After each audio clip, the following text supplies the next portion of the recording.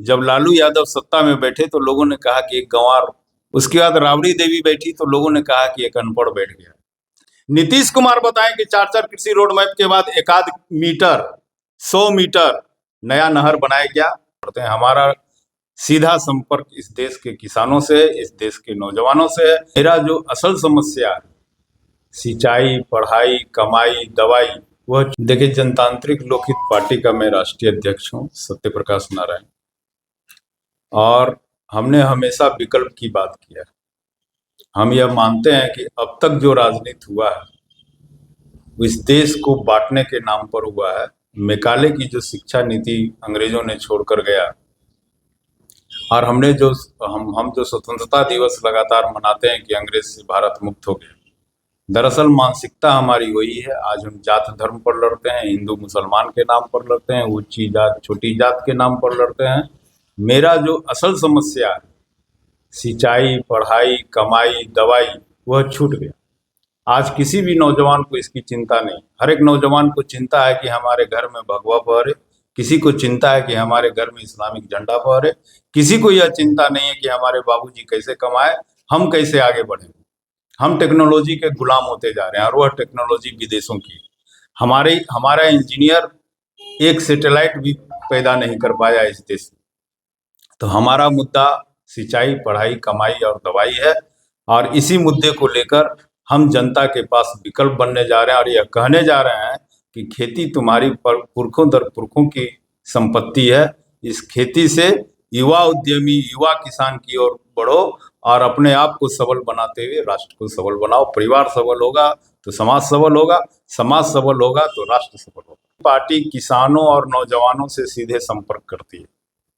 हम उन पीढ़ियों को और उन मानसिकता वाले लोगों को सीधे छोड़ देते हैं जो जात पात और धर्म की लड़ाई लड़ रहे हैं।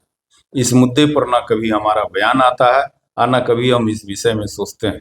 अगर राष्ट्र चलते हुए, हमारे प्रचार अभियान के चलते हुए कोई यह कहता है कि भारत को हिंदू राष्ट्र बनाता है, हम उसको प्रणाम करके आगे चले जाते हैं। कोई यह कहता है कि भारत को इस्लामिक राष्ट्र बनाना है, हम उसको आगे बढ़कर चले जाते। कोई कहता है कि छोटी जात नीची जात, हम उसको प्रणाम करते हुए चल बढ़ते हैं। हमारा सीधा संपर्क इस देश के किसानों से है, इस देश के नौजवानों से है। जिस किसान और नौजवान ने भारत में मुगलों और अंग्रेजों की गुलामी के लिए साथ साथ लड़ा, खोया, गवाया, और आज शोषित है और वह आज पिछड़ा है। बिहार में 32 साल का अगर हम कहें तो शासन के भी जंगल राज का मतलब लोग कह रहे थे। फिर चचा भतीजा का सरकार बना, फिर एक बार एनडीए की सरकार बन गई, और 20 सालों से लगातार यही पत्रकार बंधुओं मैं आपको कहना चाहता हूं कि यही बिहार में भ्रम है। 1990 में जब लालू यादव सत्ता में बैठे तो लोगों ने कहा कि एक गंवार बिहार की कुर्सी पर बैठ गया। उसके बाद राबड़ी देवी बैठी तो लोगों ने कहा कि एक अनपढ़ बैठ गया। लेकिन कोई यह नहीं कहता कि मोदी जी की डिग्री क्या है। कोई यह नहीं कहता कि स्मृति ईरानी कौन धर्म को मानती है। कोई यह नहीं कहता कि अमित शाह किस धर्म को मानता है, और सारे लोग हिंदू धर्म पर भाषण देते हैं। बिहार में भी यही हुआ। जब नीतीश कुमार बैठे तो कहा, तो लोगों की मानसिकता है कि एक इंजीनियर कभी बेवकूफ हो ही नहीं सकता है, और इसी का फायदा, इसी के साइकोलॉजी का फायदा नीतीश कुमार ने उठाने का काम किया। और आज भी इतने वर्षों के बाद जब इंफ्रास्ट्रक्चर का बहुत विकास किए, ढोल पीटते हैं, नारियों को ये दिया, कन्याओं को ये दिया, अति पिछड़ों को ये दिया, कृषि रोड मैप दिया, 4 कृषि रोड मैप दिया। इतना ढोल पीटने के बाद भी कोई पूछता है कि बिहार में क्राइम हो गया, तो कहते हैं 2005 के पहले नहीं जानते थे क्या होता था। तो भाई आप इतने दिनों से सत्ता में हैं तो 2005 की बात क्यों गिनाते?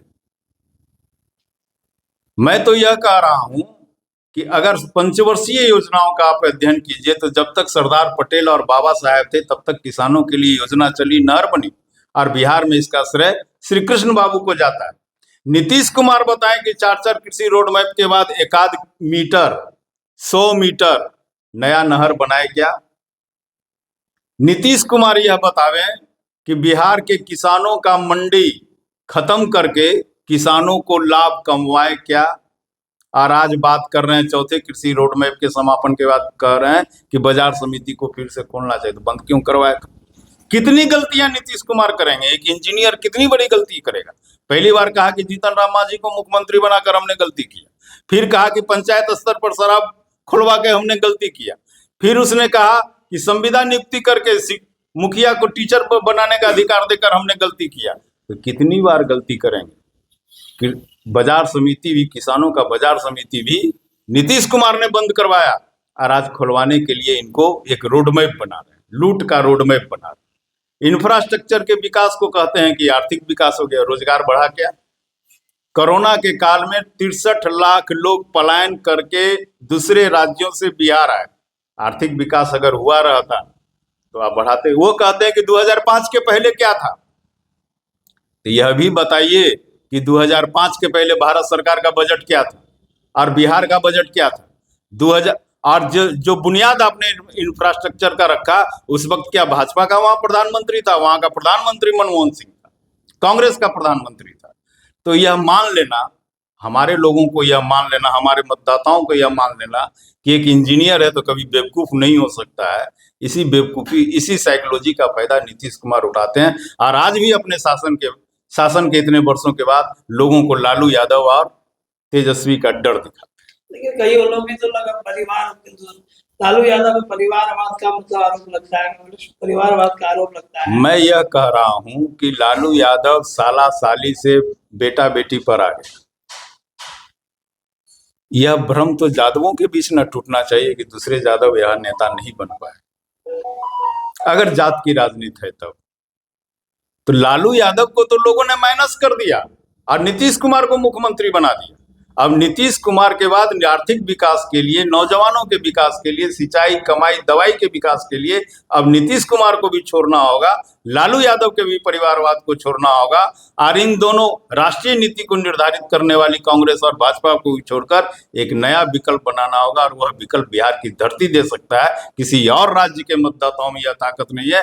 क्योंकि बिहार वह धरती है जो राजगीर से, पाटलिपुत्रा से पूरे विश्व में राज की, मक्का तक, यूरेशिया तक, जहां से लोग कहता है कि आरे आए और गए, वहां तक भारत के इस भूभाग, उस विशाल भूभाग पर राज्य करने वाला एक बिहारी, और वह राजगीर और पाटलिपुत्रा से किया। तो आंदोलन भी, लोहिया का आंदोलन भी यहीं से शुरू हुआ, महात्मा गांधी का भी आंदोलन यहीं से शुरू हुआ और पढ़ाई, कमाई, दवाई और सिंचाई के लिए आंदोलन भी यहीं से शुरू होगा। और मैं समझता हूं कि जनतांत्रिक लोकहित पार्टी इसी दिशा में काम कर रही है और सफल होगी। आने वाले विधानसभा में कितने सीटों पर आने वाले विधानसभा में हम तो चाहेंगे कि सभी सीटों पर चुनाव लड़ें, युवाओं को चुनाव लड़ाएं, महिलाओं को चुनाव लड़ाएं, क्योंकि नारी शक्ति का राजनीतिकरण मेरा एक मुद्दा है। जहां तक संभव हो पाएगा संगठन का हम चुनाव लड़वाएंगे और विकल्प बनने का प्रयास करेंगे। सत्य प्रकाश नारायण, जनतांत्रिक लोकहित पार्टी। सबसे पहले आपको हम आपके माध्यम से बिहार के सभी भाइयों बहनों को नमस्कार करना चाहते हैं और आपके जो भी दर्शक हैं उनको जनतांत्रिक लोकहित पार्टी की तरफ से जो आपका जो 2025 में इलेक्शन आ रहा है उसके लिए हार्दिक बधाई देना चाहते हैं कि आप लोग अधिक से अधिक संख्या में मिल करके इस इलेक्शन को आप लोग सफल बनाइए, अधिक से अधिक वोट करके। सबसे पहले हम युवा हैं और युवा के नाते हम, मेरा क्या है ना, मेरा पार्टी में बिल्कुल डिफरेंट स्टैंड है। जैसे आज के डेट में क्या है ना, युवा को कोई बताने वाला नहीं है कि आपको करना क्या है लाइफ में। तो मेरा स्टैंड क्या है, जो बच्चे 10th पास करते हैं उनको कोई सही मार्गदर्शक नहीं मिलता है। तो मेरा क्या है कि स्टार्टिंग में जब बच्चे कोई पढ़ करके आते हैं तो आफ्टर 10th उनको क्या करना है यहाँ के लोगों को पता नहीं। कभी कोई 10th करने के बाद +2 करता है, +2 में कोई साइंस बैकग्राउंड में चला जाता है, या फिर जब आगे जब वो बढ़ जाता है तो पता चलता है कि उसका साइंस में इंटरेस्ट था ही नहीं। तो मेरा क्या, जो बिहार में व्यवस्था बनाना चाहते हैं, हम चाहते हैं कि आफ्टर काउंसलिंग जो 10th पास कर गया बच्चा, उसको काउंसलिंग करवाना है कि आपको किस सेक्टर में इंटरेस्ट, उसके हिसाब से वहीं पर उनका कैरियर डाइवर्ट कर दिया जाएगा। अगर आपको साइंस में इंटरेस्ट है तो साइंस डायरेक्शन में चले जाइए, कॉमर्स में है तो कॉमर्स में जाइए, और आर्ट्स में तो आर्ट्स में जाइए। उसी तरह से हम चाहते हैं कि एक आज के डेट में जो सबसे पहले बेरोजगारी करते हैं बिहार में बेरोजगारी का मेन रीजन यही है कि लोग, युवा, जो हमारे जो युवा मित्र हैं, हमारे जो युवा बहनें हैं, उनको कोई रास्ता बताने वाला नहीं, उनको कोई दिशा देने वाला नहीं है। तो सबसे पहले बेरोजगारी को दूर दूर करने के लिए एक छोटे से स्तर पर जो हम लोग का कैरियर काउंसलिंग जो हम लोग विधि व्यवस्था जो बनाएंगे वो हम लोग करना चाहते हैं कि सभी युवा को कम टाइम पर अच्छे डायरेक्शन में पढ़ाई कर करके उनको रोजगार मिल जाए, कहीं सेटल हो जाए। हम लोग का मेन फोर्स वही है युवा को सेटल करने का। प्रेम रंजन कुमार है, जनतांत्रिक लोक पार्टी का मैं प्रदेश अध्यक्ष हूँ।